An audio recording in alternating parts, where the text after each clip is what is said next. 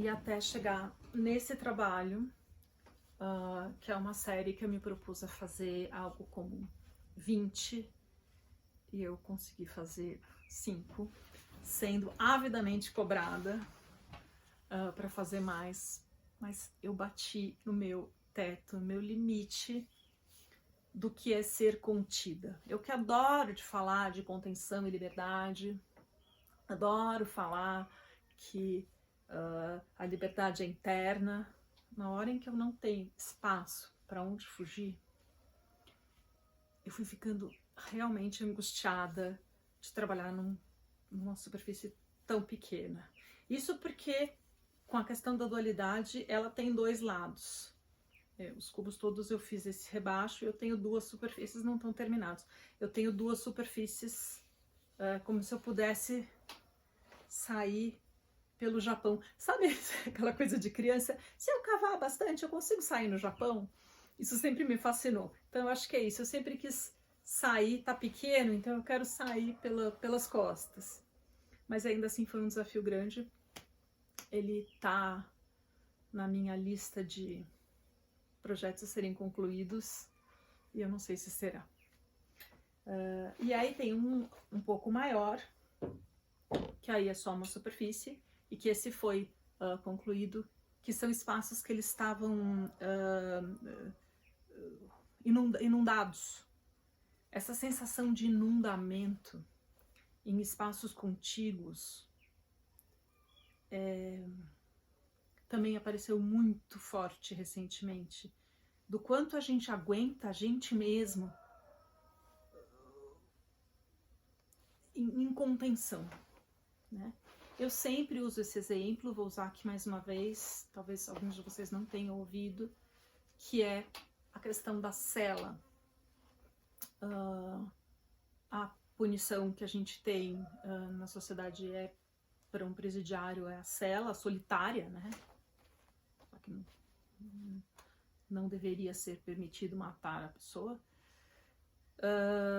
Mas o monge, a pessoa que busca liberação, ela também faz um retiro solitário e fica num quartinho que talvez seja mais ou menos do mesmo tamanho da cela do presidiário.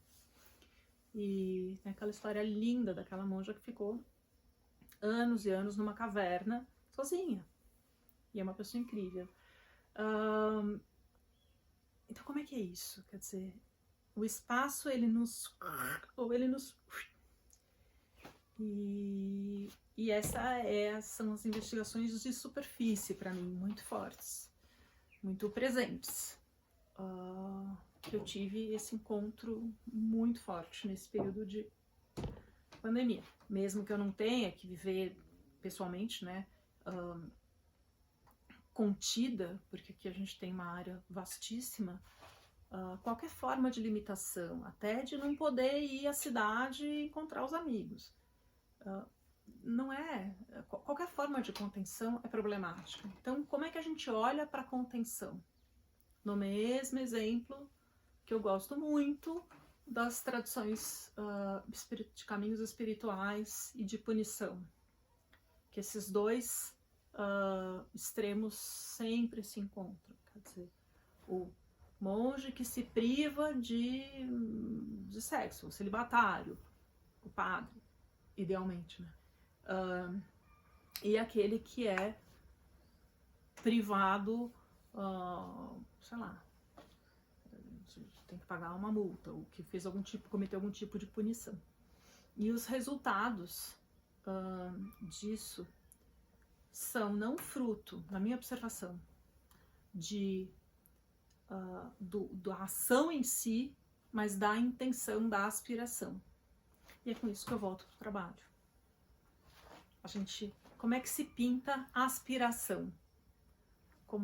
Que forma tem a aspiração? Então, acho que passa muito sobre isso. Tem mais um trabalho que eu preciso voltar, que são os iniciais lá de mais de 10 anos atrás. As questões dos espaços esvaziados, que eram tanto no Museu de Arte Extemporânea, como depois A Beira do Vazio, como também no Sétimo Continente, que ainda aparece. O Sétimo Continente é uma transição, mas tem uma crítica e um olhar para o desejo de coisas. Por que a gente precisa tanto das coisas? O que acontece com o espaço quando a gente não tem mais coisas? Para alguns é muito... Eu ouvi isso, claro, todo mundo é muito delicado com o artista, né? Dizer, pô, eu detestei o teu trabalho, me deu um mal-estar tremendo. Mas eu ouvi de uma pessoa da família, eu não gosto disso que você faz, isso me incomoda. E eu, yes, porque o incomodar é o começo de uma mudança que eu olho para muito tempo para ela e acho que é necessária. E aí, de tanto esvaziar, né, de você retirar desejos, retirar apegos, abriu o próprio espaço em Estado de Salar, primeiro em Frestas, que é uma série que eu tinha os espaços esvaziados e eu comecei a, tipo ratinho mesmo, no meu convívio com camundongos aqui, como um ratinho eu fui comendo essas paredes do trabalho já pronto para encontrar horizonte além. E aí, depois, veio com muita força os horizontes amplos, que culminou em Migração, lá com seus 26 metros, que é um horizonte amplo, vamos combinar. E sempre um trabalho que eu olho para um aspecto e falo de uma coisa. Por exemplo, isso aqui. Eu estou falando especificamente de tempos de pandemia, 2020, 2021, pessoas confinadas dentro das suas próprias casas ou mansões ou apartamentos com varanda gourmet, mas enfim, tem uma questão de um confinamento. Só que aí, isso é assim com quase todos os trabalhos que funcionam em série para mim. Daquilo já não é mais nada daquilo, o trabalho é o mesmo e ele dá uma cambalhota e ele vai para um outro rumo. Então, foi o que aconteceu na exposição que a professora doutora Bruna Fetter fez, a curadoria, no Sétimo Continente. Aquilo ali antes eu estava falando de questionamento de objetos que virou nos espaços esvaziados dos museus, de questionamento de uma arte como objeto, né? E da efemeridade dessa arte comprada, dessa coisa adquirida, isso me incomoda horrores. E daí a gente já foi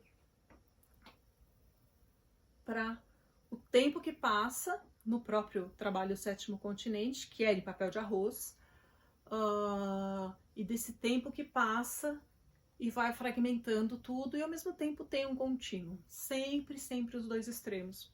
Como fica presente para mim a questão dos extremos? Tem fragmento, tem o oposto dele, que é a continuidade. Tem quero, vai doer. Tem esvaziamento. E por aí vai, né? Muito sólido, opa, é frágil. E vice-versa, né? O Sétimo Continente, que quando eu estava fazendo, eu falava, gente, será que esse trabalho vai chegar até ser mostrado em algum lugar? Porque o papel de arroz é super delicado, qualquer coisa ele suja, qualquer coisa ele mancha. E é um trabalho que tinha, Bruna me ajude, eu não me lembro quantos metros, mas eram muitos metros de desenho. E, bom, ele está por aí até hoje, muito bem, obrigado. Foi mostrado já várias vezes. E é isso. Aí dos trabalhos principais, um que também teve um desdobramento interessante foi o Estado de Salar, que é outra história que eu sempre conto, de um amigo que foi para o Salar do Uyuni, na Bolívia, e eu fui para um período de meditação. E quando a gente se encontrou de volta, aquela coisa, então, conta como foi. E o relato dele foi, Fê, é um lugar de um tamanho que você não consegue expressar. Você se percebe de um tamanho que você nunca se viu. A voz sai, mas é uma outra percepção de existir. E eu, bingo, também tive nesse lugar, dentro de mim mesma. Então, virou estado de salar. Nessas alturas já foram feitos vários, eu teria que contar aqui internamente, mas meio que a cada ano, a cada 2 anos eu tenho repetido esse trabalho. Eu tento pegar internamente esse estado de espacialidade ampla e é como eu reproduzo. Bom, que bom que as coisas acabam para nos tirar desse contínuo e de repente a gente acorda, acabou a bateria, acabou a memória, acabou o tempo. Mas foi uma lindeza ter recebido vocês. Estamos por aqui.